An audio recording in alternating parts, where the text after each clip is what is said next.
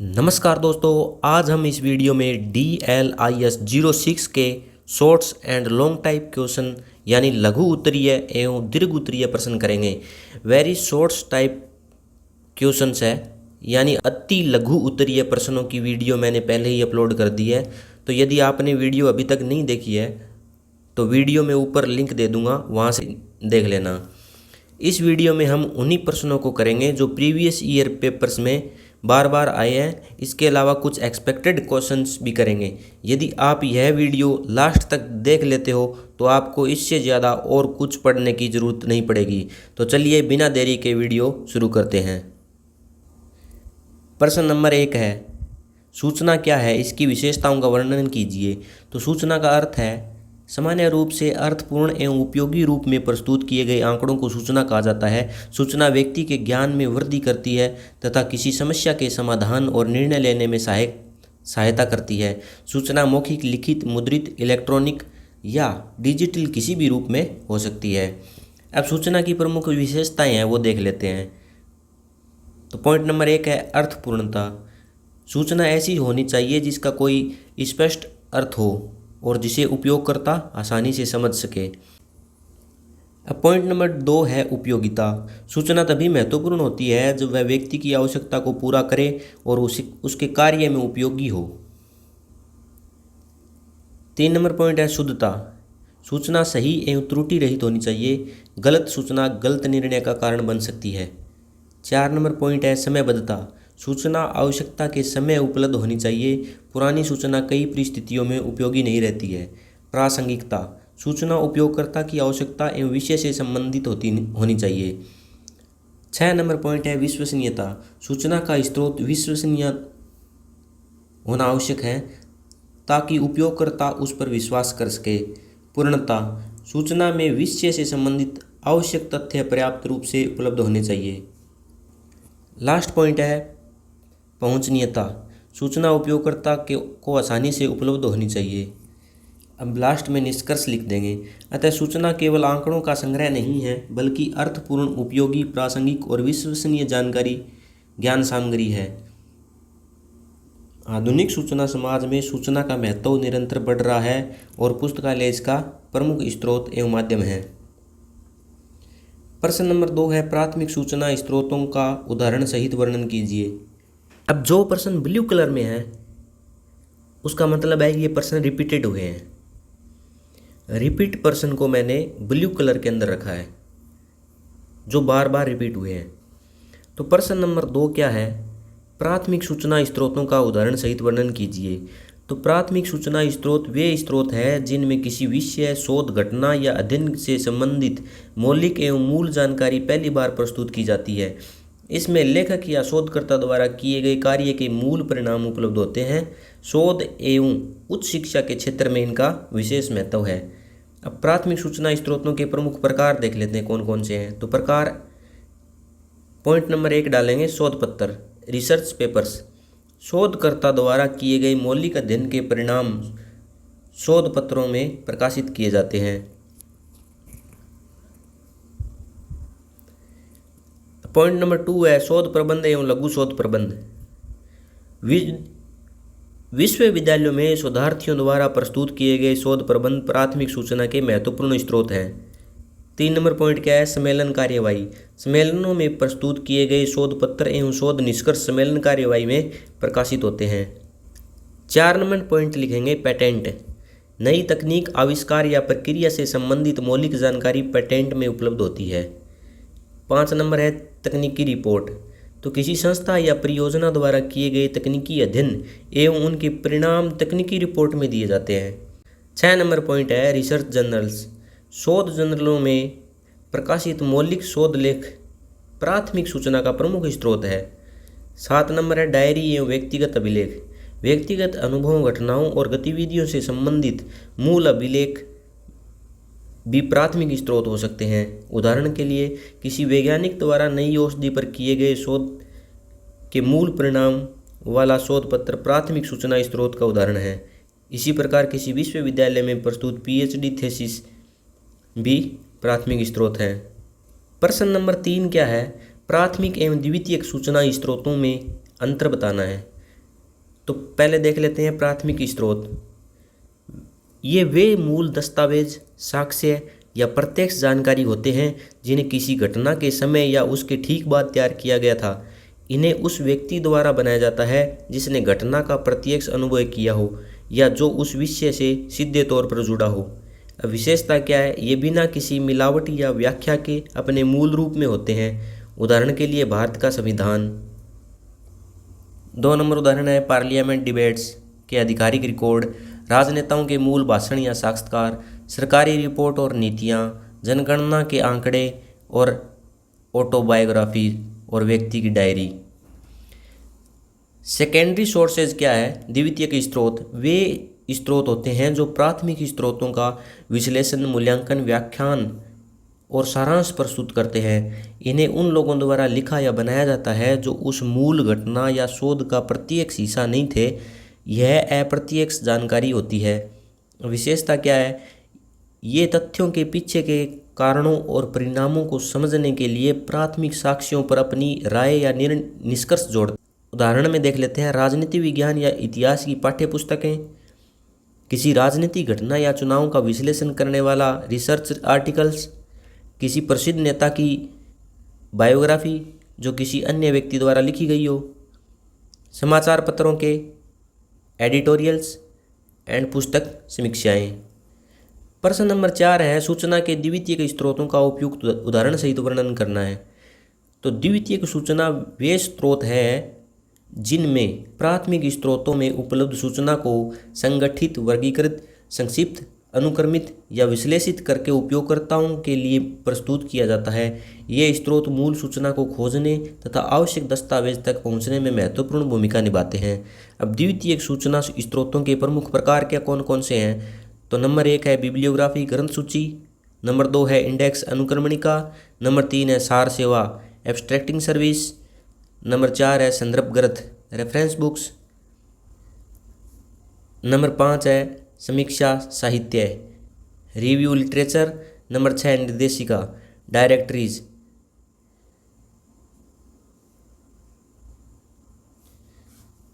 उदाहरण देख लेंगे किसी विषय पर प्रकाशित शोध पत्रों की सूची देने वाले राष्ट्रीय ग्रंथ सूची या शोध पत्रों का सार प्रदान करने वाली एब्स्ट्रैक्टिंग सर्विस द्वितीयक सूचना स्रोत का उदाहरण है। प्रश्न नंबर 5 क्या है? सूचना के तृतीय स्रोत का उदाहरण सहित वर्णन कीजिए। तो तृतीयक सूचना स्रोत वे स्रोत हैं जो मुख्य, प्राथमिक एवं द्वितीयक सूचना स्रोतों से प्राप्त जानकारी को संकलित, व्यवस्थित एवं सरल रूप में प्रस्तुत करते हैं। इनका जो मुख्य उद्देश्य है उपयोगकर्ता को किसी विषय की सामान्य जानकारी देना तथा आवश्यक सूचना स्रोतों की पहचान करने में सहायता करना है। अब इनकी प्रमुख विशेषताएं कौन कौन सी है वो देख लेते हैं। तो संकलित सूचना, इनमें सूचना विभिन्न प्राथमिक एवं द्वितीयक स्रोतों से एकत्रित की जाती है। सरल एवं व्यवस्थित स्वरूप, सूचना को इस प्रकार व्यवस्थित किया जाता है कि उपयोगकर्ता उसे आसानी से समझ सके। संदर्भ एवं मार्गदर्शन, वे उपयोगकर्ता को किसी विषय के बारे में प्रारंभिक जानकारी देने के साथ आगे बढ़ने के लिए उपयुक्त स्रोतों की जानकारी भी देते हैं। शोध की प्रारंभिक अवस्था में उपयोगी, तो किसी नए विषय का अध्ययन शुरू करते समय तृतीयक स्रोत काफ़ी उपयोगी होते हैं। अब प्रमुख तृतीयक स्रोत है कौन कौन से? तो एनसाइक्लोपीडिया मतलब विश्वकोश, डिक्शनरी शब्दकोश, निर्देशिकाएं, पुस्तकालय कैटलॉग, ग्रंथ सूचियों की ग्रंथ सूची, हैंडबुक और 7 नंबर है ईयर बुक्स, वार्षिकी। उदाहरण में ले लेंगे इंसाइक्लोपीडिया ब्रिटेनिका, विभिन्न विषयों के डिक्शनरी, पुस्तकालय का ऑनलाइन पब्लिक एक्सेस कैटलॉग आदि तृतीयक स्रोत के उदाहरण माने जा सकते हैं। प्रश्न नंबर 6 क्या है? संप्रेषण के विभिन्न प्रकारों का वर्णन कीजिए। तो कम्युनिकेशन के जो टाइप्स हैं उनके बारे में बताना है। तो कम्युनिकेशन मानव जीवन की एक आवश्यक प्रक्रिया है। इसके माध्यम से एक व्यक्ति अपने विचार, भावनाएं तथा सूचनाएं दूसरे व्यक्ति या समूह तक पहुंचाता है। पुस्तकालय एवं सूचना विज्ञान में कम्युनिकेशन का विशेष महत्व है क्योंकि सूचना का प्रभावी उपयोग तभी संभव है जब वह उचित माध्यम से उपयोगकर्ता तक पहुंचे। अब संप्रेषण के प्रमुख प्रकार कौन कौन से हैं वो देखेंगे। तो नंबर 1 है मौखिक संप्रेषण मतलब ओरल कम्युनिकेशन, जब सूचना या विचार बोलकर व्यक्त किए जाते हैं तो उसे मौखिक संप्रेषण कहते हैं। उदाहरण ले लेंगे जैसे व्याख्यान, टेलीफोन पर बातचीत और बैठक। अब 2 नंबर है लिखित संप्रेषण, मतलब रिटन कम्युनिकेशन। तो जब विचार एवं सूचना लिखित रूप में प्रस्तुत की जाती है तो उसे लिखित संप्रेषण कहते हैं। जैसे पत्र, रिपोर्ट, पुस्तक, समाचार पत्र जो आदि लिख कर बताए जाते हैं। 3 नंबर है गैर मौखिक संप्रेषण, नॉन वर्बल कम्युनिकेशन। तो बिना शब्दों के हाव भाव, संकेत, चेहरे के भाव एवं शारीरिक गतिविधियों द्वारा सूचना देना गैर मौखिक संप्रेषण कहलाता है, यानी इशारों से समझाना। 4 नंबर है औपचारिक संप्रेषण, फॉर्मल कम्युनिकेशन। संस्था के निर्धारित नियमों एवं माध्यमों के अनुसार होने वाला संप्रेषण औपचारिक कहलाता है, जैसे कार्यालयीय पत्र और आधिकारिक पत्र, ऑफिशियल नोटिफिकेशन। 5 नंबर है अनौपचारिक संप्रेषण, इनफॉर्मल कम्युनिकेशन। जो बिना निर्धारित नियमों के व्यक्तिगत स्तर पर होने वाला संप्रेषण अनौपचारिक कहलाता है। 6 नंबर क्या है, एक तरफा संप्रेषण, वन वे कम्युनिकेशन, जिसमें सूचना केवल प्रेषक से प्राप्तकर्ता तक जाती है और तत्काल प्रतिक्रिया नहीं होती।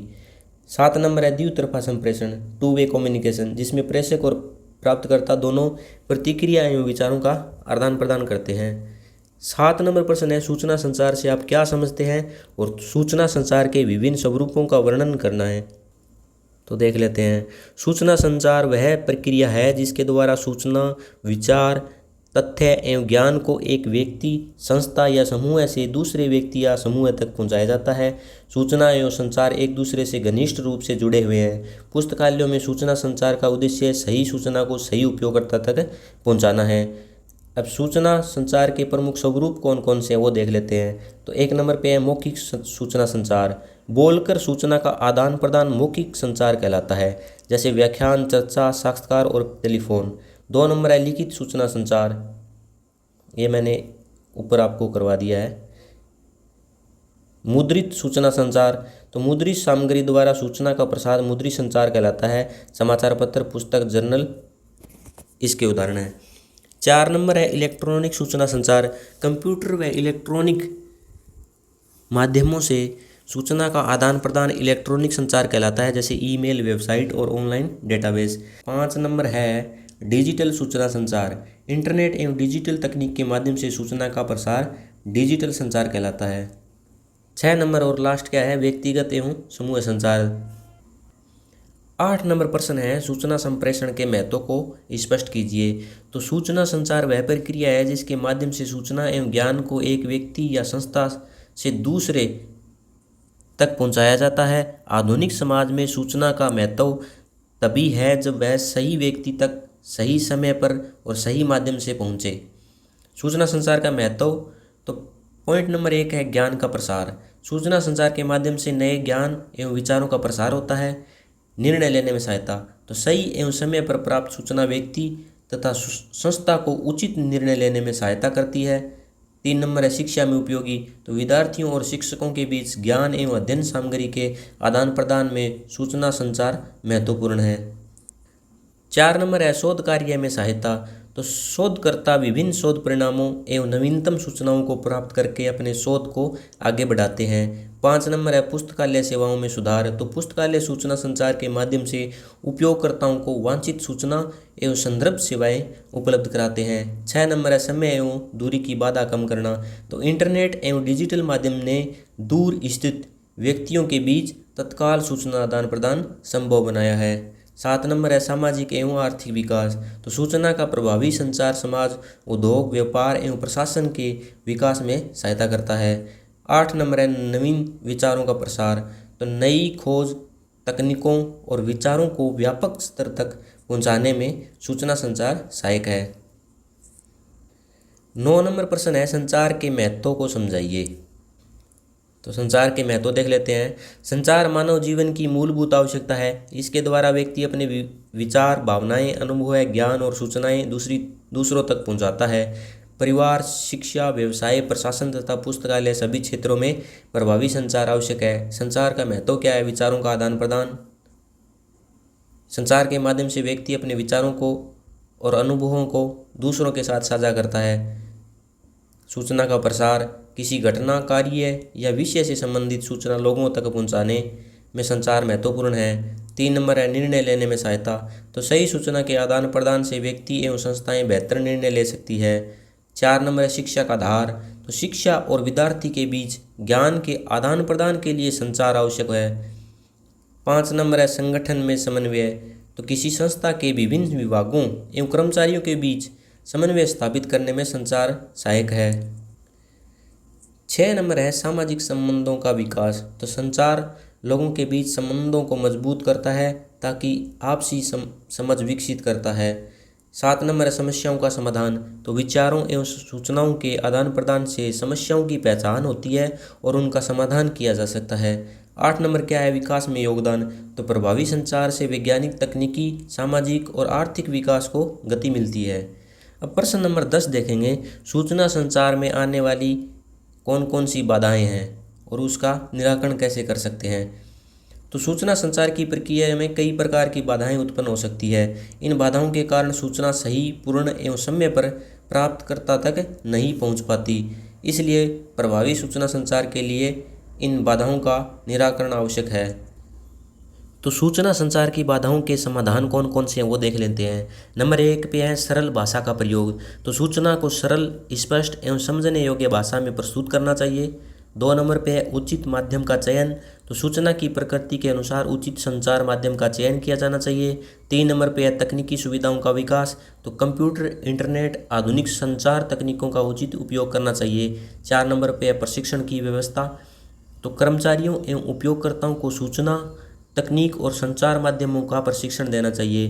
5 नंबर पे है सूचना की शुद्धता सुनिश्चित करना, तो सूचना भेजने से पहले उसको सत्यता एवं शुद्धता की जांच करनी चाहिए। 6 नंबर है समयबद्ध सूचना उपलब्ध कराना, तो सूचना को अनावश्यक विलंब के बिना उपयोगकर्ता तक पहुंचना चाहिए। 7 नंबर है प्रतिक्रिया की व्यवस्था, द्वितरफा संचार को बढ़ावा देना चाहिए ताकि प्राप्तकर्ता अपनी प्रतिक्रिया दे सके। 8 नंबर क्या है तकनीकी बाधाओं को दूर करना, तो नेटवर्क, इंटरनेट, हार्डवेयर एवं सॉफ्टवेयर संबंधी समस्याओं को शीघ्र समाधान किया जाना चाहिए। 9 नंबर है सूचना का उचित संगठन, तो सूचना को व्यवस्थित एवं वर्गीकृत करके उपलब्ध कराया जाना चाहिए। प्रश्न नंबर 11 है पुस्तकालय में इंटरनेट की सुविधा के बारे में बताइए। तो इंटरनेट आधुनिक सूचना एवं संचार तकनीक का महत्वपूर्ण साधन है। पुस्तकालयों में इंटरनेट के उपयोग से सूचना के संग्रह, खोज, प्राप्ति एवं प्रसार की प्रक्रिया अधिक तेज और प्रभावी हुई है। आज पुस्तकालय केवल मुद्रित पुस्तक तक सीमित न रहकर डिजिटल एवं ऑनलाइन सूचना सेवाएं भी प्रदान करते हैं। पुस्तकालय में इंटरनेट की प्रमुख भूमिकाएं क्या क्या है वो देख लेते हैं।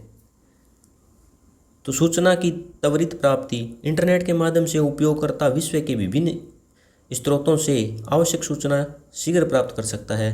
2 नंबर क्या है ऑनलाइन कैटलॉग की सुविधा, तो पुस्तकालय अपने संग्रह की जानकारी ओपेक के माध्यम से ऑनलाइन उपलब्ध करा सकते हैं। Online public access catalogue. 3 नंबर है ई पुस्तक एवं ई जर्नल, तो इंटरनेट के माध्यम से उपयोगकर्ता विभिन्न ई बुक, ई जर्नल और ऑनलाइन डेटाबेस का उपयोग कर सकता है।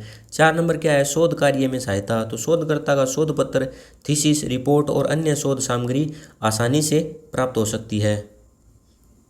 5 नंबर क्या है सूचना प्रसार, तो पुस्तकालय अपनी नई सेवाओं, पुस्तकों एवं अन्य सूचनाओं की जानकारी वेबसाइट और ईमेल के माध्यम से दूसरों को दे सकता है। 6 नंबर क्या है संदर्भ सेवा, इंटरनेट के माध्यम से उपयोगकर्ता को ऑनलाइन संदर्भ एवं सूचना सेवाएं प्रदान की जा सकती है। 7 नंबर पॉइंट है पुस्तकालयों के बीच सहयोग, तो इंटरनेट विभिन्न पुस्तकालयों और सूचना केंद्रों के बीच संसाधन साझाकरण को बढ़ावा देता है। पॉइंट नंबर 8 क्या है दूरस्थ उपयोगकर्ता सेवा, उपयोगकर्ता पुस्तकालय में उपस्थित हुए बिना भी कई ऑनलाइन सेवाओं का लाभ उठा सकता है। प्रश्न नंबर 12 है पुस्तकालय में इंटरनेट के उपयोग पर एक टिप्पणी लिखनी है। तो इंटरनेट ने पुस्तकालय एवं सूचना सेवाओं के स्वरूप में महत्वपूर्ण परिवर्तन किया है। इसके माध्यम से पुस्तकालय उपयोगकर्ता को स्थानीय संग्रह के साथ साथ विश्व भर में उपलब्ध डिजिटल सूचना संसाधनों तक पहुंच प्रदान कर सकते हैं।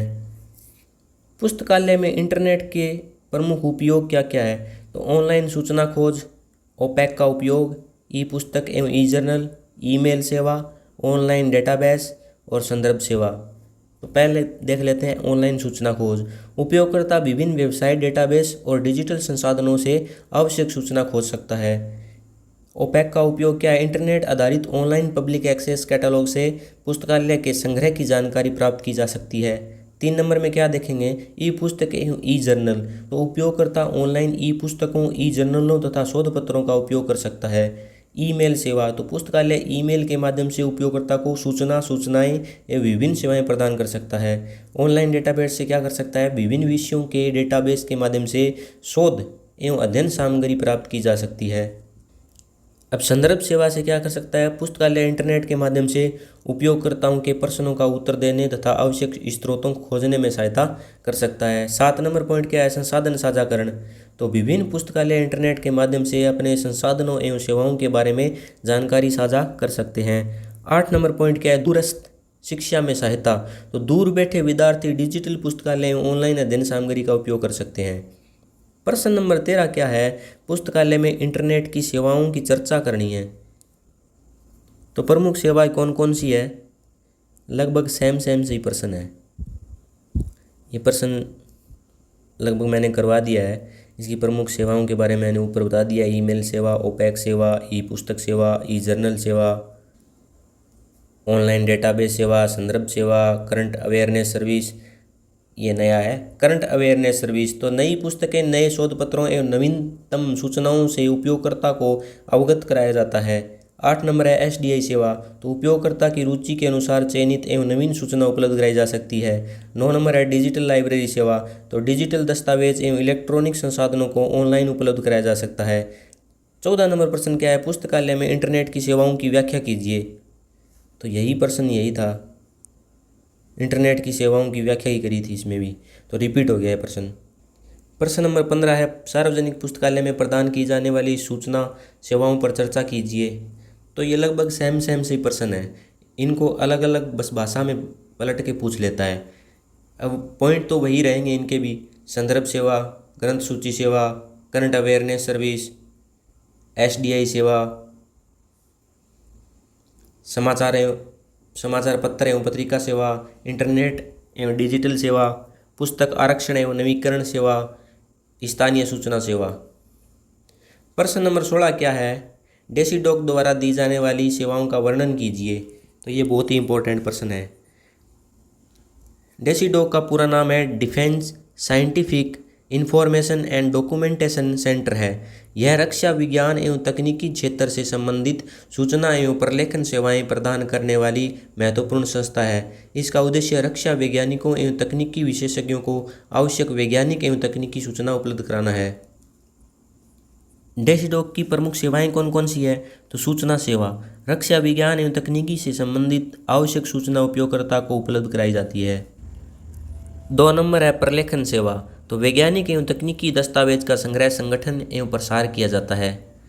3 नंबर क्या है? संदर्भ सेवा। तो वैज्ञानिकों एवं शोधकर्ताओं के प्रश्नों का उत्तर देने तथा उपयुक्त सूचना स्रोत खोजने में सहायता की जाती है। 4 नंबर है ग्रंथ सूची सेवा। तो विभिन्न विषयों से संबंधित दस्तावेजों एवं शोध सामग्री की ग्रंथ सूचियाँ तैयार की जाती है। 5 नंबर है सार सेवा। तो महत्वपूर्ण वैज्ञानिक एवं तकनीकी दस्तावेजों का संक्षिप्त सार उपलब्ध कराया जाता है। 6 नंबर क्या है? Current awareness service. तो रक्षा विज्ञान एवं तकनीकी क्षेत्र में होने वाली नवीनतम विकास एवं प्रकाशनों से उपयोगकर्ता को अवगत कराया जाता है। 7 नंबर क्या है? प्रकाशन सेवा। डेसीडॉक वैज्ञानिक एवं तकनीकी जानकारी के प्रसार के लिए विभिन्न प्रकाशनों का कार्य करता है। 8 नंबर है डिजिटल एवं इलेक्ट्रॉनिक सूचना सेवा। आधुनिक सूचना तकनीकी के माध्यम से इलेक्ट्रॉनिक सूचना संसाधनों एवं डिजिटल सूचना तक पहुंच उपलब्ध कराई जाती है। 17 नंबर प्रश्न है डेलनेट द्वारा प्रदान की जाने वाली विभिन्न सेवाएं कौन कौन सी है? तो डेलनेट का पूरा नाम है डेवलपिंग लाइब्रेरी नेटवर्क है। इसका जो मुख्य उद्देश्य है वो विभिन्न पुस्तकालयों के बीच सहयोग एवं संसाधनों का साझाकरण को बढ़ावा देना है तथा उपयोगकर्ताओं को विभिन्न पुस्तकालय संसाधनों तक पहुंच प्रदान करना है। अब डेलनेट की प्रमुख जो सेवाएं कौन कौन सी है? नंबर 1 है यूनियन कैटलॉग सर्विस। तो विभिन्न सदस्य पुस्तकालयों के संग्रह का संयुक्त कैटलॉग उपलब्ध कराया जाता है। 2 नंबर है इंटर लाइब्रेरी लोन। तो यदि किसी पुस्तकालय में आवश्यक दस्तावेज उपलब्ध नहीं है तो दूसरे सदस्य पुस्तकालय से उसे प्राप्त करने की सहायता मिल जाती है। Document delivery service. तो उपयोगकर्ता को आवश्यक दस्तावेज या उसकी प्रतिलिपि उपलब्ध कराने की सुविधा दी जाती है। 4 नंबर है बिब्लियोग्राफिक डेटाबेस, तो विभिन्न विषयों से संबंधित पुस्तकों, लेखों एवं अन्य दस्तावेजों की गणित सूची संबंधी जानकारी उपलब्ध कराई जाती है। 5 नंबर क्या है रेफरेंस सर्विस, तो इसमें उपयोगकर्ताओं को आवश्यक संदर्भ सूचना खोजने में सहायता प्रदान की जाती है। 6 नंबर है यूनियन कैटलॉग ऑफ पीरियोडिकल्स, विभिन्न पुस्तकालयों में उपलब्ध पत्रिकाओं की संयुक्त जानकारी प्राप्त की जा सकती है। 7 नंबर है डेटाबेस सर्विसेज, तो विभिन्न विषयों से संबंधित ऑनलाइन डेटाबेस एवं सूचना संसाधनों तक पहुंच उपलब्ध कराई जा सकती है। 8 नंबर है रिसोर्स शेयरिंग, तो सदस्य पुस्तकालय अपने सूचना संसाधनों एवं सेवाओं को साझा कर सकते हैं। अब 18 नंबर प्रश्न है कंप्यूटर की इनपुट डिवाइस के बारे में लिखिए। तो कंप्यूटर में डेटा एवं निर्देशों को प्रविष्ट कराने के लिए जिन उपकरणों का प्रयोग किया जाता है उन्हें इनपुट डिवाइस कहा जाता है। ये उपकरण उपयोगकर्ता और कंप्यूटर के बीच संपर्क स्थापित करने में सहायता करते हैं। तो प्रमुख इनपुट डिवाइस कौन कौन से हैं? Keyboard, mouse, scanner, light pen, joystick, microphone, touch screen. ये मैं आपको खाली इनपुट डिवाइस बता रहा हूँ और इसमें 2-3 लाइन आप लिख ही लोगे क्योंकि ये तो आपको पता ही है। और लास्ट है बारकोड रीडर। अब 19 नंबर प्रश्न है पुस्तकालय सॉफ्टवेयर के चयन के पूर्व किन कारकों पर विचार करना चाहिए? तो प्रमुख कारक पर विचार करना है। पुस्तकालय स्वचालन के लिए उपयुक्त सॉफ्टवेयर का चयन बहुत महत्वपूर्ण है। गलत सॉफ्टवेयर के कारण पुस्तकालय के कार्यों में कठिनाइयाँ और अतिरिक्त खर्च हो सकता है, इसलिए सॉफ्टवेयर का चयन करते समय तकनीकी, आर्थिक एवं उपयोगकर्ता संबंधी आवश्यकताओं को ध्यान में रखना चाहिए। अब प्रमुख कारक कौन कौन से हैं तो देख लेते हैं। नंबर 1 पे है कार्य क्षमता। सॉफ्टवेयर में पुस्तकालय के आवश्यक कार्य जैसे एक्विजिशन, कैटालॉगिंग, सर्कुलेशन, सीरियल कंट्रोल और ओपैक की सुविधा होनी चाहिए। 2 नंबर में क्या है उपयोग में सरलता, तो सॉफ्टवेयर का इंटरफेस सरल एवं यूजर फ्रेंडली होना चाहिए। 3 नंबर है लागत, सॉफ्टवेयर की खरीद, स्थापना, प्रशिक्षण, रखरखाव एवं अपग्रेडेशन की लागत उचित होनी चाहिए। 4 नंबर क्या है हार्डवेयर एवं तकनीकी आवश्यकताएं, तो सॉफ्टवेयर उपलब्ध कंप्यूटर एवं नेटवर्क प्रणाली के साथ आसानी से काम करने वाला होना चाहिए। 5 नंबर है मार्क एवं मानकों का समर्थन, सॉफ्टवेयर को मार्क, ISO तथा अन्य पुस्तकालय मानकों का समर्थन करना चाहिए। 6 नंबर है नेटवर्क सुविधा, एक से अधिक विभागों या उपयोगकर्ताओं द्वारा नेटवर्क के माध्यम से उपयोग की सुविधा होनी चाहिए। 7 नंबर है सुरक्षा, डेटाबेस की सुरक्षा, यूजर ऑथेंटिकेशन तथा बैकअप की उचित व्यवस्था होनी चाहिए। 8 नंबर है तकनीकी सहायता, तो सॉफ्टवेयर निर्माता या विक्रेता द्वारा ट्रेनिंग, मेंटेनेंस और टेक्निकल सपोर्ट उपलब्ध करानी चाहिए। विस्तार की क्षमता, तो भविष्य में पुस्तकालय के विस्तार के अनुसार सॉफ्टवेयर के नए मॉड्यूल जोड़ने की सुविधा होनी चाहिए। प्रश्न नंबर 20 है ई ग्रंथालय सॉफ्टवेयर के बारे में संक्षिप्त टिप्पणी लिखनी है। तो क्या लिखेंगे? ई ग्रंथालय एक पुस्तकालय स्वचालन एवं प्रबंध सॉफ्टवेयर है। इसका उपयोग पुस्तकालय की विभिन्न गतिविधियों को कंप्यूटरीकृत करने तथा उपयोगकर्ता को आधुनिक पुस्तकालय सेवा प्रदान करने के लिए किया जाता है। ई ग्रंथालय की प्रमुख विशेषताएं क्या क्या है वो देख लेते हैं। तो 1 नंबर है पुस्तकालय स्वचालन, यह पुस्तकालय की विभिन्न प्रक्रियाओं को स्वचालित करने में सहायता करता है। 2 नंबर क्या है कैटालॉगिंग, पुस्तकों एवं अन्य दस्तावेजों का डेटाबेस तैयार एवं व्यवस्थित किया जाता है, ऑर्डर में लगाया जाता है। 3 नंबर क्या है सर्कुलेशन मैनेजमेंट, पुस्तकालयों के इश्यू, रिटर्न, रिन्यूअल तथा रिजर्वेशन जैसी गतिविधियों का प्रबंध किया जाता है। 4 नंबर है ओपैक सुविधा, उपयोगकर्ता पुस्तकालय के संग्रह को ऑनलाइन खोज सकता है। 5 नंबर है सदस्य प्रबंधन, तो पुस्तकालय सदस्यों का रिकॉर्ड व्यवस्थित रूप से रखा जा सकता है। 6 नंबर है एक्विजिशन, तो नई पुस्तकें एवं अन्य दस्तावेज की खरीदने से संबंधित कार्यों को व्यवस्थित करने में सहायता मिलती है। 7 नंबर है रिपोर्ट तैयार करना, तो पुस्तकालय की विभिन्न गतिविधियों से संबंधित आवश्यक रिपोर्ट तैयार की जा सकती है।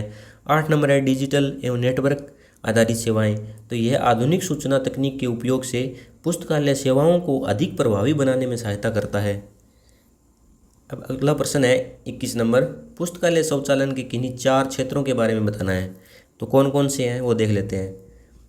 तो पहले थोड़ा इसमें भूमिका देख लेते हैं। पुस्तकालय के विभिन्न कार्यों को कंप्यूटर एवं सूचना तकनीक की सहायता से स्वचालित करने की प्रक्रिया को पुस्तकालय स्वचालन कहते हैं। लाइब्रेरी ऑटोमेशन, इसके पुस्तकालय के कार्यों में गति, शुद्धता एवं दक्षता आती है। अब प्रमुख क्षेत्र कौन कौन से हैं वो देख लेते हैं। तो पहला है अधिग्रहण कार्य। अधिग्रहण कार्य में इसमें नई पुस्तकों एवं अन्य सूचना सामग्री की खरीद से संबंधित कार्य किए जाते हैं। इसके अंतर्गत आदेश देना, बिलों का रिकॉर्ड रखना तथा पुस्तक प्राप्ति का विवरण देना। 2 नंबर है सूचीकरण कैटलॉगिंग। पुस्तकों एवं अन्य दस्तावेजों को बिब्लियोग्राफिक रिकॉर्ड कंप्यूटर में तैयार किया जाता है। इससे सामग्री को व्यवस्थित करना और खोज करना आसान होता है। 3 नंबर क्या है परिसंचरण नियंत्रण सर्कुलेशन कंट्रोल। पुस्तकों के इश्यू, रिटर्न, रिन्यूअल और रिजर्वेशन का रिकॉर्ड कंप्यूटर द्वारा रखा जाता है। इससे समय और श्रम की बचत होती है।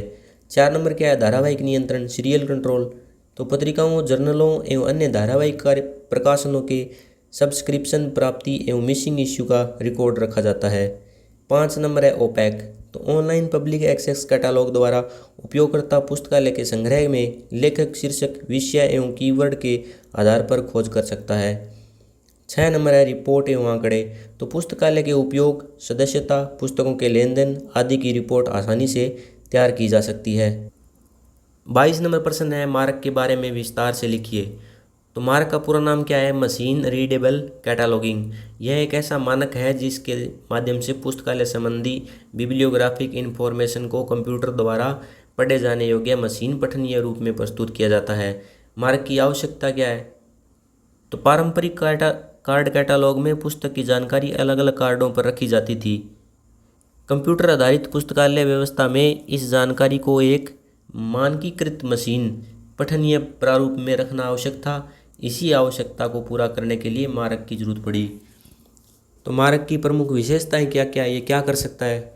तो मशीन पठनीय प्रारूप यानी मार्क बिब्लियोग्राफिक रिकॉर्ड को इस प्रकार व्यवस्थित करता है कि कंप्यूटर उन्हें आसानी से पढ़ और संसाधित कर सके। 2 नंबर क्या है मानकीकरण। यह पुस्तकालयों में बिब्लियोग्राफिक इन्फॉर्मेशन के मानकीकृत आदान प्रदान में सहायता करता है। 3 नंबर क्या है रिकॉर्ड का आदान प्रदान। तो एक पुस्तकालय द्वारा तैयार बिब्लियोग्राफिक रिकॉर्ड को दूसरे पुस्तकालय में भी उपयोग किया जा सकता है। 4 नंबर पॉइंट है कैटलॉगिंग में उपयोग। तो मार्क का प्रयोग पुस्तकों, पत्रिकाओं, मानचित्रों, संगीत सामग्री आदि में बिब्लियोग्राफिक रिकॉर्ड के लिए किया जाता है। 5 नंबर है डाटा फील्ड्स। तो मार्क रिकॉर्ड में अलग अलग प्रकार की सूचना के लिए निश्चित फील्ड और टैग्स होते हैं। 6 नंबर है रिसोर्स शेयरिंग। तो इसके कारण विभिन्न पुस्तकालयों के बीच बिब्लियोग्राफिक डाटा शेयरिंग आसान हो जाता है। 23 नंबर प्रश्न है सैंडडॉक के बारे में एक टिप्पणी लिखनी है। तो क्या लिखेंगे? सैंडडॉक एक महत्वपूर्ण सूचना एवं प्रलेखन सेवा से संबंधित संस्था व्यवस्था है जिसका उद्देश्य क्या है? उपयोगकर्ता को आवश्यक वैज्ञानिक एवं तकनीकी सूचना उपलब्ध कराना तथा सूचना के प्रसार में हेल्प करना। सैंडडॉक्स की प्रमुख गतिविधियां क्या है? तो सूचना संग्रह, विभिन्न विषयों से संबंधित उपयोगी सूचना एवं दस्तावेजों का संग्रह किया जाता है। 2 नंबर है प्रलेखन कार्य। तो प्राप्त दस्तावेजों को व्यवस्थित करके उपयोगकर्ता के लिए उपलब्ध कराया जाता है। 3 नंबर है संदर्भ सेवा। तो उपयोगकर्ता के प्रश्नों का उत्तर देने तथा आवश्यक सूचना स्रोत खोजने में सहायता की जाती है। 4 नंबर है सूचना प्रसार। तो आवश्यक सूचना को संबंधित उपयोगकर्ता तक पहुंचाने का कार्य किया जाता है। 5 नंबर है ग्रंथ सूची एवं सार सेवा। तो विषय से संबंधित दस्तावेज की बिब्लियोग्राफिक इन्फॉर्मेशन तथा आवश्यक होने पर उनके सार उपलब्ध कराए जाते हैं। 6 नंबर है करंट अवेयरनेस सर्विस। तो नवीन प्रकाशनों एवं नई उपलब्ध सूचनाओं से उपयोगकर्ता को अवगत कराया जाता है। 24 नंबर प्रश्न क्या है? आप कंप्यूटर के बारे में क्या जानते हैं और कंप्यूटर के विभिन्न प्रकार का वर्णन करना है। तो देख लेते हैं। कंप्यूटर एक इलेक्ट्रॉनिक मशीन है जो दिए गए डेटा और निर्देश को स्वीकार करके उनका प्रसंस्करण करती है तथा उपयोगी परिणाम प्रदान करती है। आधुनिक पुस्तकालय में कंप्यूटर का उपयोग स्वचालन, सूचना खोज, कैटलॉगिंग एवं डिजिटल सेवाओं के लिए किया जाता है। अब इसकी विशेषता क्या है? स्पीड होती है, शुद्धता होती है, संग्रहण क्षमता है और बहुउपयोगिता है। कंप्यूटर के प्रकार कौन कौन से हैं? तो माइक्रो कंप्यूटर, ये छोटे आकार के कंप्यूटर है जैसे डेस्कटॉप है, पर्सनल कंप्यूटर है। 2 नंबर क्या है? Mini computer. तो इसकी क्षमता है वो माइक्रो कंप्यूटर से थोड़ी अधिक होती है और इनका उपयोग है वो संस्थागत कार्यों में किया जाता है, बड़े बड़े संस्थागत कार्य होते हैं जो। 3 नंबर है मेन फ्रेम कंप्यूटर। तो ये बहुत बड़ी मात्रा में डेटा का संसाधित कर सकते हैं, अनेक उपयोगकर्ता को एक साथ सेवाएं दे सकते हैं। सुपर कंप्यूटर, ये अत्यधिक शक्तिशाली एवं शीघ्र गति वाले कंप्यूटर होते हैं। इनका प्रयोग वैज्ञानिक गणना, मौसम पूर्वानुमान और जटिल शोध में किया जाता है। 5 नंबर है एनालॉग कंप्यूटर। ये मुख्यतः निरंतर बदलने वाली भौतिक राशियों से संबंधित डेटा का कार्य करते हैं। 6 नंबर है डिजिटल कंप्यूटर। ये डेटा का डिजिटल रूप में संसाधित करते हैं और आज सबसे अधिक प्रचलित है। 25 नंबर प्रश्न क्या है, विशिष्ट पुस्तकालयों द्वारा प्रदान की जाने वाली सूचना सेवाओं का वर्णन कीजिए। ये सेवाओं वाले जितने भी प्रश्न आते हैं इनमें ये 4-5 पॉइंट है वही कॉमन है, जैसे संदर्भ सेवा है, करंट अवेयरनेस सर्विस है, एसडीआई सर्विस है, एब्स्ट्रैक्टिंग सर्विस है, इंडेक्सिंग सर्विस है, bibliographic service, documentary delivery service और 8 नंबर है ट्रांसलेशन सर्विस। प्रश्न नंबर 26 क्या है, कंप्यूटर के विन्यास का विस्तार से वर्णन कीजिए। तो कंप्यूटर विन्यास से आशय कंप्यूटर प्रणाली में प्रयुक्त हार्डवेयर एवं सॉफ्टवेयर के घटकों तथा उनकी क्षमता से है। कंप्यूटर की कार्य क्षमता मुख्य रूप से उनके विन्यास पर निर्भर करती है। तो कंप्यूटर विन्यास के प्रमुख घटक कौन कौन से वो देख लेते हैं। नंबर 1 है सीपीयू। तो सीपीयू को कंप्यूटर का मस्तिष्क कहा जाता है। यह निर्देशों का प्रसंस्करण करता है। इसके प्रमुख भाग कंट्रोल यूनिट और अर्थमेटिक लॉजिक यूनिट है। 2 नंबर क्या है, मेमोरी। तो मेमोरी में डेटा एवं निर्देशों को संग्रहित किया जाता है, मुख्य रूप से प्राइमरी मेमोरी और सेकेंडरी मेमोरी। 3 नंबर क्या है, इनपुट डिवाइसेज। तो इनके द्वारा डेटा एवं निर्देश कंप्यूटर में प्रविष्ट किए जाते हैं, जैसे कीबोर्ड है, माउस है, स्कैनर है। 4 नंबर है आउटपुट डिवाइस। तो आउटपुट डिवाइस कौन से होते हैं, मॉनिटर और प्रिंटर। 5 नंबर है स्टोरेज। तो डेटा को लंबे समय तक सुरक्षित रखने के लिए हार्ड डिस्क, एसएसडी और पेन ड्राइव। 6 नंबर क्या है, सॉफ्टवेयर। तो कंप्यूटर को कार्य करने के लिए आवश्यक निर्देश एवं प्रोग्राम सॉफ्टवेयर कहलाते हैं। इसमें सिस्टम सॉफ्टवेयर और एप्लीकेशन सॉफ्टवेयर शामिल है। 7 नंबर नेटवर्क कंपोनेंट्स। तो आधुनिक कंप्यूटर प्रणाली में इंटरनेट एवं नेटवर्क से जुड़ने के लिए नेटवर्क इंटरफेस और अन्य उपकरणों की आवश्यकता होती है। 27 नंबर प्रश्न क्या है, विश्वविद्यालय पुस्तकालयों द्वारा प्रदान की जाने वाली सूचना सेवाओं पर एक टिप्पणी लिखनी है। तो विश्वविद्यालय पुस्तकालय विद्यार्थियों, शिक्षकों, शोधार्थियों एवं अन्य अकादमिक उपयोगकर्ताओं की अध्ययन एवं शोध संबंधी आवश्यकताओं को पूरा करते हैं, इसलिए इनके द्वारा विभिन्न शैक्षणिक एवं शोध आधारित सूचना सेवा प्रदान की जाती है। अब प्रमुख सूचना सेवाएं कौन कौन सी है, वो सेम ही सेवा है, संदर्भ सेवा, bibliography service, current awareness service, SDI service, e संसाधन सेवा, डॉक्यूमेंट्री डिलीवरी सर्विस। ये याद ही हो गई होगी आपको, बहुत बार तो रिपीट हो गया है। 28 नंबर प्रश्न है, सूचना सेवाओं के संगठन के बारे में चर्चा कीजिए। तो सूचना सेवा का उद्देश्य उपयोगकर्ता को उसकी आवश्यकता के अनुसार सही सूचना सही समय पर और सही रूप में उपलब्ध करानी चाहिए। अब इसके प्रमुख चरण कौन कौन से हैं, तो उपयोगकर्ता की आवश्यकता का अध्ययन। सबसे पहले यह पता लगाना आवश्यक है कि उपयोगकर्ता को किस प्रकार की सूचना की आवश्यकता है। 2 नंबर है सूचना स्रोतों का चयन। तो उपयोगकर्ता की आवश्यकता के अनुसार विश्वसनीय एवं प्रासंगिक सूचना स्रोतों का चयन किया जाना चाहिए। 3 नंबर है सूचना का संग्रह। तो पुस्तकें, जर्नल, डेटाबेस, वेबसाइट, रिपोर्ट एवं अन्य स्रोतों से आवश्यक सूचना एकत्र की जाती है। 4 नंबर है सूचना का संगठन। तो एकत्रित सूचना का विषय, लेखक, प्रकार या अन्य पुस्तकें आधार पर अवस्थित किया जाता है। 4 नंबर है सूचना का संगठन। तो एकत्रित सूचना को विषय, लेखक, प्रकार या अन्य उपयुक्त आधार पर व्यवस्थित किया जाता है। 5 नंबर है सूचना का मूल्यांकन। तो सूचना की शुद्धता, विश्वसनीयता, प्रासंगिकता एवं नवीनतम की जांच की जाती है। 6 नंबर है सूचना का प्रसार। तो आवश्यक सूचना को उचित माध्यम जैसे ईमेल, वेबसाइट, मुद्रित सामग्री या व्यक्तिगत सेवा के माध्यम से उपयोगकर्ता तक पहुंचाया जाता है। 7 नंबर है आधुनिक तकनीक का प्रयोग। तो कंप्यूटर, इंटरनेट, डिजिटल लाइब्रेरी एवं ऑनलाइन डेटाबेस का उपयोग सूचना सेवाओं को प्रभावी बनाना है। 8 नंबर फीडबैक। उपयोगकर्ता से प्रतिक्रिया प्राप्त करके सेवाओं में आवश्यक सुधार किया जाना चाहिए। प्रश्न नंबर 29 है, सूचना की आवश्यकता एवं महत्व पर प्रकाश डालिए। तो सूचना आधुनिक समाज की महत्वपूर्ण आवश्यकता है। व्यक्ति अपने दैनिक जीवन से लेकर शिक्षा, शोध, व्यवसाय एवं प्रशासन तक अनेक कार्यों के लिए सूचना पर निर्भर करता है। सूचना व्यक्ति के ज्ञान को बढ़ाती है और उचित निर्णय लेने में सहायता करती है। अब सूचना की आवश्यकता एवं महत्व देख लेते हैं। तो ज्ञान में वृद्धि। सूचना व्यक्ति के ज्ञान एवं समझ को बढ़ाती है तथा नए विषयों से परिचित कराती है। 2 नंबर क्या है, निर्णय लेने में सहायता। तो सही एवं विश्वसनीय सूचना के आधार पर उचित निर्णय लिया जा सकता है। 3 नंबर क्या है, शिक्षा के लिए आवश्यक। तो विद्यार्थियों एवं शिक्षकों को अध्ययन और शिक्षण के लिए विभिन्न प्रकार की सूचना की आवश्यकता होती है। 4 नंबर क्या है, शोध कार्य में उपयोगी। तो शोधकर्ता नवीन शोध सिद्धांतों एवं तथ्यों की जानकारी प्राप्त करके अपने शोध कार्य को आगे बढ़ाते हैं। 5 नंबर है समस्या समाधान। तो उचित सूचना किसी समस्या के कारणों को समझने और उसके समाधान खोजने में सहायता करती है। 6 नंबर है विकास में योगदान। तो वैज्ञानिक, तकनीकी, आर्थिक एवं सामाजिक विकास में सूचना महत्वपूर्ण भूमिका निभाती है। 7 नंबर पॉइंट है प्रशासन में उपयोग। तो सरकारी एवं निजी संस्थाओं में योजना निर्माण एवं प्रशासनिक निर्णयों के लिए सूचना आवश्यक है। 8 नंबर है समय एवं संसाधनों की बचत। उचित सूचना उपलब्ध होने पर किसी विषय पर अनावश्यक प्रयास एवं समय की बचत होती है। प्रश्न नंबर 30 है उच्च शिक्षण संस्थानों में प्रदान की जाने वाली प्रमुख सूचना सेवाओं का वर्णन करना है। तो कौन कौन सी सूचनाएं सेवाएं देख लेते हैं। नंबर 1 है रेफरेंस सर्विसेज। उपयोगकर्ता को उनके प्रश्नों के उत्तर तथा उपयुक्त सूचना स्रोत खोजने में सहायता प्रदान की जाती है। नंबर 2 है बिब्लियोग्राफिक सर्विस। विषय से संबंधित पुस्तकों, शोध पत्रों, जर्नलों एवं अन्य दस्तावेजों की जानकारी उपलब्ध कराई जाती है। 3 नंबर है करंट अवेयरनेस सर्विस। तो नई प्रकाशित पुस्तकों, जर्नल, शोध पत्रों एवं अकादमिक गतिविधियों की जानकारी उपयोगकर्ता तक पहुंचाई जाती है।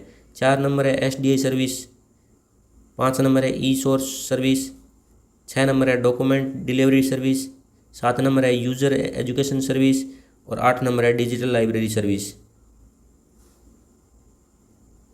प्रश्न नंबर 31 है सूचना विभाग द्वारा प्रदान की जाने वाली सेवाओं पर संक्षिप्त टिप्पणी लिखिए।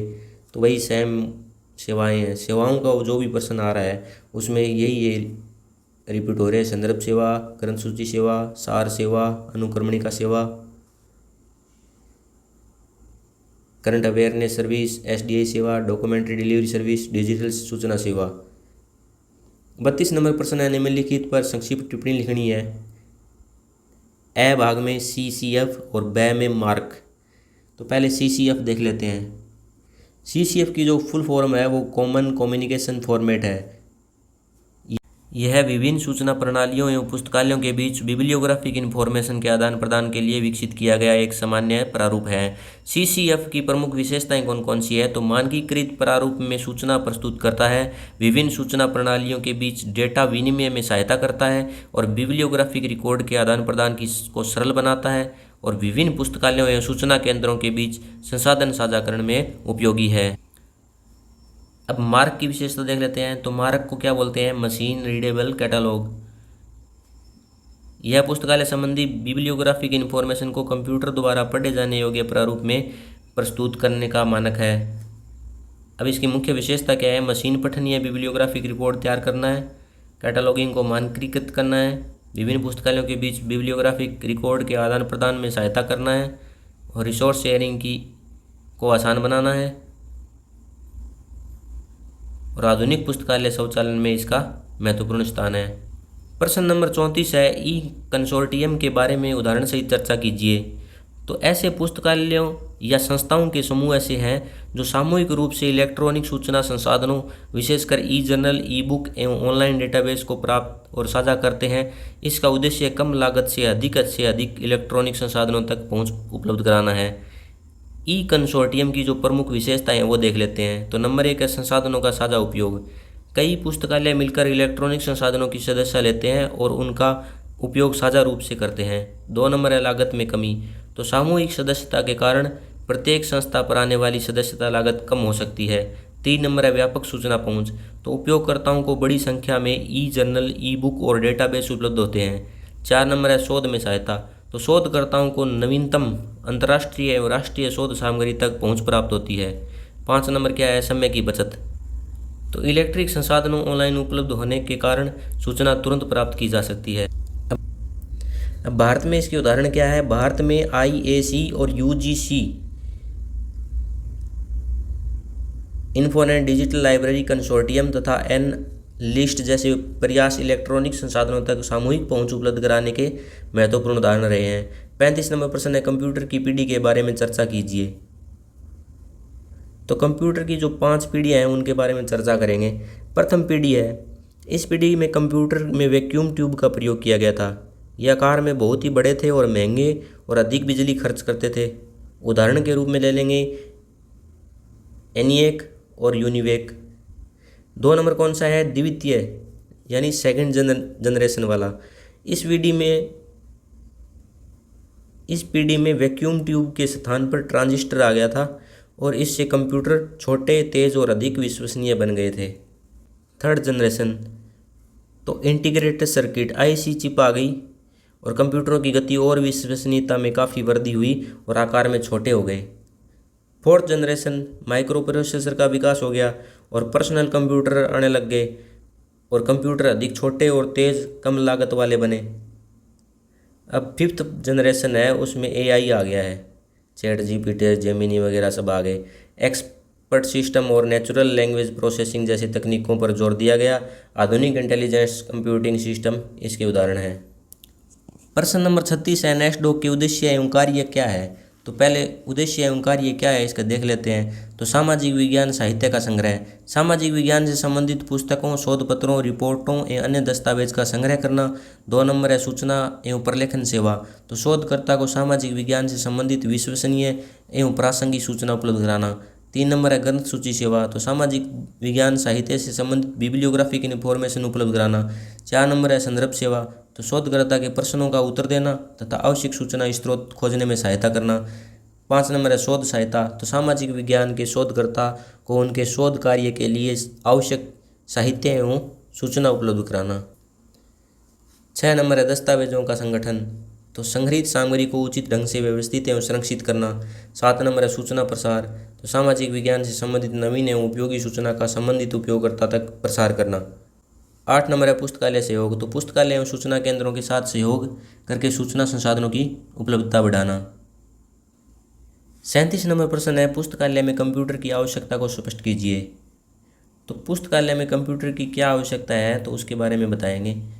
पॉइंट नंबर 1 है पुस्तकालय स्वचालन, तो कंप्यूटर की सहायता से एक्विजिशन, कैटलॉगिंग, सर्कुलेशन और सीरियल कंट्रोल जैसे कार्य स्वचालित किए जा सकते हैं।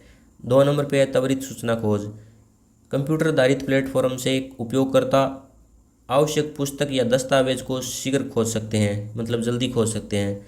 3 नंबर है ओपेक सुविधा, कंप्यूटर के माध्यम से उपयोगकर्ता ऑनलाइन पब्लिक एक्सेस कैटलॉग की सुविधा दी जाती है।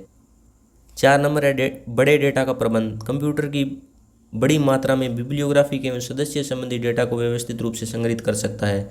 5 नंबर है समय एवं श्रम की बचत होती है। 6 नंबर डिजिटल संसाधनों का उपयोग। 7 नंबर है रिपोर्ट तैयार करना और 8 नंबर है नेटवर्क एवं संसाधन साझाकरण। 38 नंबर प्रश्न है, इनफिलिपनेट के उद्देश्य क्या है, स्पष्ट कीजिए। तो इसका फुल फॉर्म है वो क्या है, information and library network centre. यह विश्वविद्यालय अनुदान आयोग से संबंधित एक प्रमुख सूचना नेटवर्क केंद्र है। इसका उद्देश्य भारत के विश्वविद्यालयों एवं उच्च शिक्षण संस्थानों के पुस्तकालयों को आपस में जोड़कर सूचना एवं संसाधन साझाकरण को बढ़ावा देना है। इनफिलिपनेट के प्रमुख उद्देश्य क्या क्या है वो देख लेते हैं। तो पुस्तकालयों को नेटवर्क से जोड़ना, देश के विश्वविद्यालय एवं उच्च शिक्षण संस्थानों के पुस्तकालयों को नेटवर्क से जोड़ना है। नंबर 2 है संसाधन साझाकरण, तो विभिन्न पुस्तकालयों के सूचना संसाधनों को साझा करने की सुविधा प्रदान करता है। 3 नंबर क्या है, सूचना का तीव्र आदान प्रदान, तो नेटवर्क एवं आधुनिक तकनीकी के माध्यम से सूचना का त्वरित एवं प्रभावी आदान प्रदान करता है। 4 नंबर है पुस्तकालय स्वचालन को बढ़ावा देना, तो पुस्तकालयों के कंप्यूटरीकरण एवं स्वचालन को प्रोत्साहित करता है।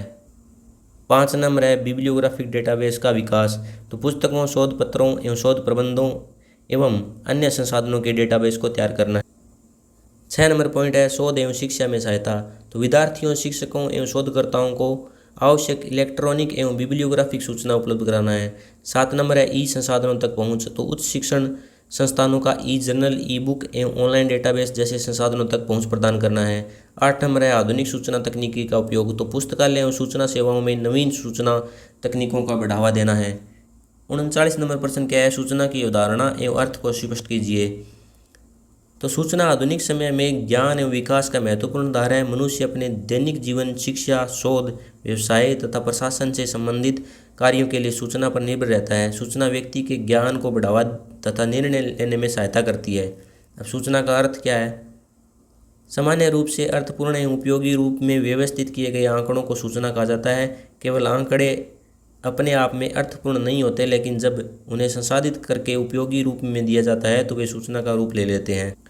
जैसे उदाहरण के लिए किसी परीक्षा में विद्यार्थी के प्राप्त अंकों की सूची डेटा है। जब इन अंकों का विश्लेषण करके उत्तीर्ण विद्यार्थियों का प्रतिशत या औसत निकाला जाता है तो वह उपयोगी सूचना बन जाती है।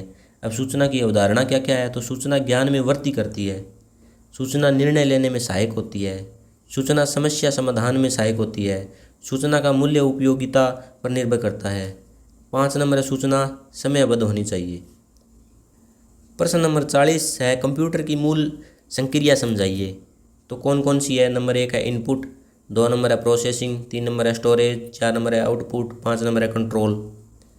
प्रश्न नंबर 41 है धारावाहिक नियंत्रण में क्या बाधाएं होती है, चर्चा कीजिए। तो प्रमुख समस्याएं वो कौन कौन सी है? अनियमित प्रकाशन, कई पत्रिकाएं निर्धारित समय पर प्रकाशित नहीं होती है जिससे प्राप्ति का रिकॉर्ड बनाए रखना कठिन हो जाता है। 2 नंबर क्या है? अंक प्राप्त न होना, कभी कभी कोई इश्यू डाक या अन्य माध्यम से प्राप्त नहीं होता है तो जिससे मिसिंग इश्यू की समस्या उत्पन्न होती है। 3 नंबर क्या है? प्रकाशन में विलंब, तो प्रकाशक द्वारा अंक देर से भेजे जाने के कारण पुस्तकालय का रिकॉर्ड प्रभावित होता है। 4 नंबर है शीर्षक परिवर्तन, किसी जर्नल का टाइटल बदल जाने पर रिकॉर्ड को अपडेट करना पड़ता है। 5 नंबर है प्रकाशक परिवर्तन, तो प्रकाशक बदलने से सब्सक्रिप्शन एवं कोरेस्पॉन्डेंस में कठिनाई उत्पन्न हो सकती है। 6 नंबर है मूल्य में परिवर्तन, तो सब्सक्रिप्शन प्राइस बढ़ने या बदलने के कारण बजट प्रबंध कठिन हो सकता है। प्राप्ति का रिकॉर्ड, नियमित रूप से आने वाले प्रत्येक अंक का सही रिकॉर्ड रखना आवश्यक होता है। 8 नंबर है कैंसिलेशन की समस्या, कम उपयोग या बजट की कमी के कारण सब्सक्रिप्शन बंद करने का निर्णय लेना पड़ सकता है। 9 नंबर क्या है? भाषा एवं विदेशी प्रकाशन संबंधी कठिनाइयाँ, तो विदेशी जर्नलों में विनिमय दर, डाक एवं वितरण संबंधी समस्याएं हो सकती है। 42 नंबर प्रश्न है सिस्टम सॉफ्टवेयर क्या है और सिस्टम सॉफ्टवेयर के बारे में चर्चा कीजिए। तो सिस्टम सॉफ्टवेयर ऐसे प्रोग्रामों का समूह है जो कंप्यूटर के हार्डवेयर को नियंत्रित एवं संचालित करता है तथा एप्लीकेशन सॉफ्टवेयर को कार्य करने के लिए आवश्यक वातावरण प्रदान करता है। यह कंप्यूटर प्रणाली का बेस है। तो सिस्टम सॉफ्टवेयर के प्रमुख प्रकार कौन कौन से वो देख लेते हैं। तो नंबर 1 है ऑपरेटिंग सिस्टम। ऑपरेटिंग सिस्टम है वो कंप्यूटर के हार्डवेयर और सॉफ्टवेयर के बीच एक कड़ी का काम करता है। यह मेमोरी, प्रोसेसर, फाइल्स एवं इनपुट आउटपुट डिवाइस को नियंत्रित करता है। उदाहरण के लिए ले लेंगे विंडोज़ और लिनक्स।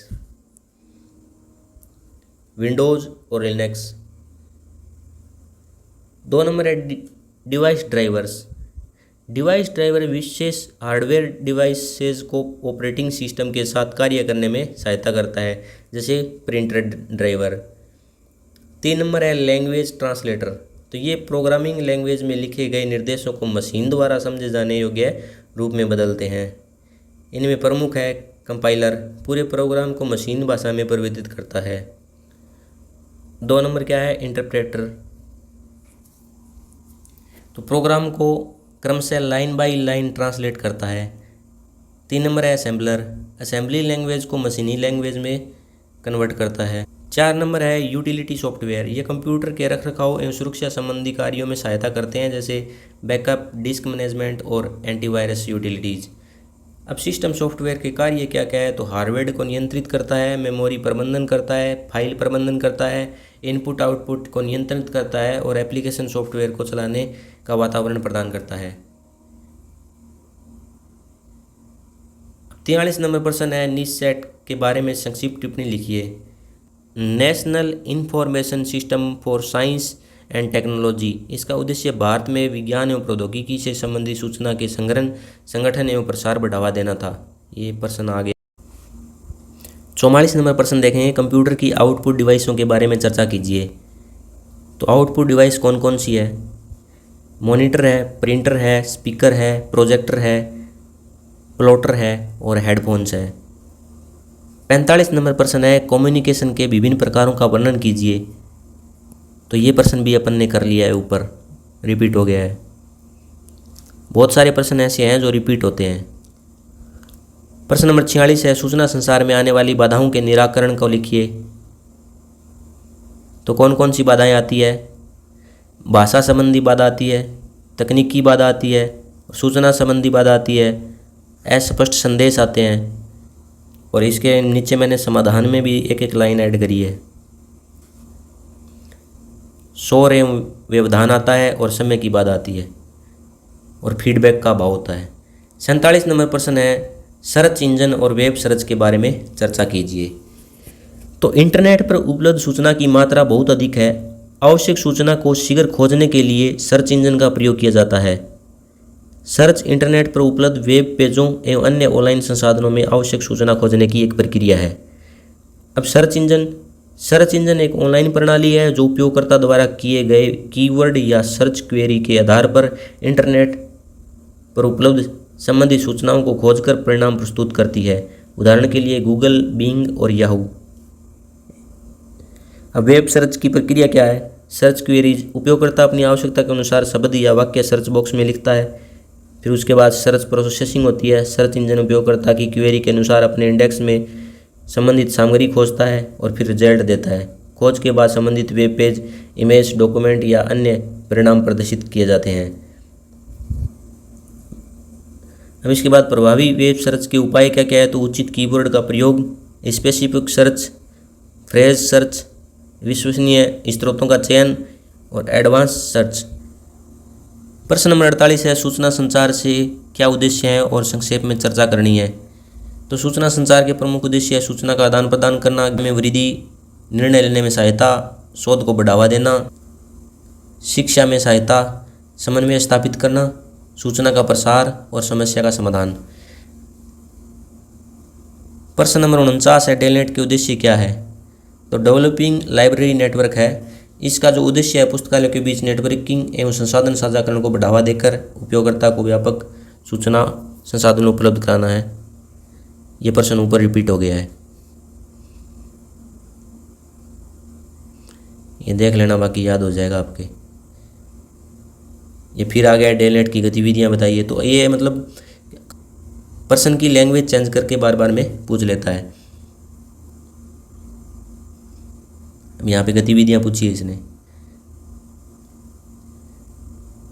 प्रश्न नंबर 51 है, सूचना के तृतीयक स्रोतों का संक्षेप में वर्णन कीजिए। तो सूचना स्रोतों का सामान्यतः प्राथमिक, द्वितीयक एवं तृतीयक स्रोतों में विभाजित किया जाता है। तृतीयक सूचना स्रोत वे स्रोत हैं जो प्राथमिक एवं द्वितीयक स्रोतों से प्राप्त सूचना को संकलित, व्यवस्थित एवं संक्षिप्त रूप में प्रस्तुत करते हैं। इनका उपयोग किसी विषय की प्रारंभिक जानकारी प्राप्त करने तथा आगे के सूचना स्रोतों तक पहुंचने के लिए किया जाता है। अब तृतीयक सूचना स्रोत के प्रमुख उदाहरण क्या क्या है? इंसाइक्लोपीडिया, डिक्शनरी, डायरेक्टरी, ईयरबुक्स, ये भी रिपीट हुआ प्रश्न है। बिब्लियोग्राफीज, गाइड्स और हैंडबुक्स। 52 नंबर प्रश्न है, प्राथमिक एवं द्वितीयक सूचना स्रोतों के अंतर लिखिए। तो ये भी रिपीट हो गया है। 53 नंबर प्रश्न है, पुस्तकालय सॉफ्टवेयर के मूल्यांकन के बारे में लिखिए। तो पुस्तकालय सॉफ्टवेयर के मूल्यांकन के प्रमुख आधार कौन कौन से हैं? कार्य क्षमता, उपयोग में सरलता, मानकों का समर्थन, तकनीकी क्षमता, लागत और सुरक्षा, नेटवर्क सुविधा, तकनीकी सहायता, विस्तार की क्षमता और रिपोर्टिंग सुविधा। नेक्स्ट प्रश्न है, भारत में पुस्तकालय नेटवर्क पर संक्षिप्त टिप्पणी लिखनी है। तो पुस्तकालय नेटवर्क से आशय ऐसे नेटवर्क से हैं जिसके माध्यम से विभिन्न पुस्तकालय एवं सूचना केंद्र आपस से जुड़े होकर अपने सूचना संसाधनों एवं सेवाओं को साझा उपयोग करते हैं। भारत में आधुनिक सूचना तकनीकी के विकास के साथ पुस्तकालय नेटवर्क का महत्व बढ़ा हुआ है। भारत के प्रमुख पुस्तकालय नेटवर्क कौन कौन से हैं? डेलनेट, डेवलपिंग लाइब्रेरी नेटवर्क विभिन्न पुस्तकालयों को जोड़कर union catalogue, inter library loan और डॉक्यूमेंट डिलीवरी जैसी सेवाएं देता है। 2 नंबर पे है इनफिलिपनेट। तो information and library network centre उच्च शिक्षा संस्थानों के पुस्तकालयों को नेटवर्क से जोड़ने तथा सूचना संसाधनों के साझा उपयोग को बढ़ावा देता है। उसके बाद 3 नंबर पे है कलकत्ता लाइब्रेरी नेटवर्क का उद्देश्य कोलकाता क्षेत्र के पुस्तकालयों में सहयोग एवं संसाधन साझाकरण को बढ़ावा देना है। उसके बाद में है मद्रास लाइब्रेरी नेटवर्क। तो पुस्तकालयों के बीच नेटवर्किंग एवं सूचना संसाधनों के आदान प्रदान में सहायता करना है। 5 नंबर पे है bonnet, Bombay library network Mumbai क्षेत्र के पुस्तकालयों को नेटवर्किंग सुविधा प्रदान करना है। अब पुस्तकालय नेटवर्क के लाभ क्या क्या है? संसाधन साझाकरण में वृद्धि, समय एवं धन की बचत, इंटर लाइब्रेरी लोन की सुविधा, डॉक्यूमेंट्री डिलीवरी में सहायता, शोधकर्ताओं का व्यापक सूचना उपलब्धता, पुस्तकालय सेवाओं का आधुनिकीकरण। 56 नंबर प्रश्न क्या है? सूचना संप्रेषण के महत्व को स्पष्ट कीजिए। तो सूचना संप्रेषण वह प्रक्रिया है जिसके माध्यम से सूचना एवं ज्ञान को एक व्यक्ति या संस्था से दूसरे व्यक्ति या संस्था तक पहुंचाया जाता है। आधुनिक समाज में सूचना का प्रभावी संप्रेषण शिक्षा, शोध एवं विकास के लिए आवश्यक है। सूचना संप्रेषण का महत्व है नंबर 1 है ज्ञान का प्रसार, 2 पे है शिक्षा में सहायता, 3 पे है शोध कार्य में उपयोगी, 4 पे निर्णय लेने में सहायता, 5 पे है संस्थागत समन्वय, 6 पे है सूचना का त्वरित प्रसार, 7 पे विकास में योगदान और 8 पे है समस्या का समाधान। ये मैंने आपको कंप्लीट प्रश्न करवा दिए हैं। ये शॉर्ट्स टाइप आपके प्रश्न कंप्लीट हो गए हैं। अब आपके लॉन्ग टाइप प्रश्न बचे हैं। तो यदि आपको वीडियो अच्छी लगे तो आप लाइक शेयर सब्सक्राइब ज़रूर करें और वीडियो को अंत तक देखने के लिए बहुत बहुत धन्यवाद।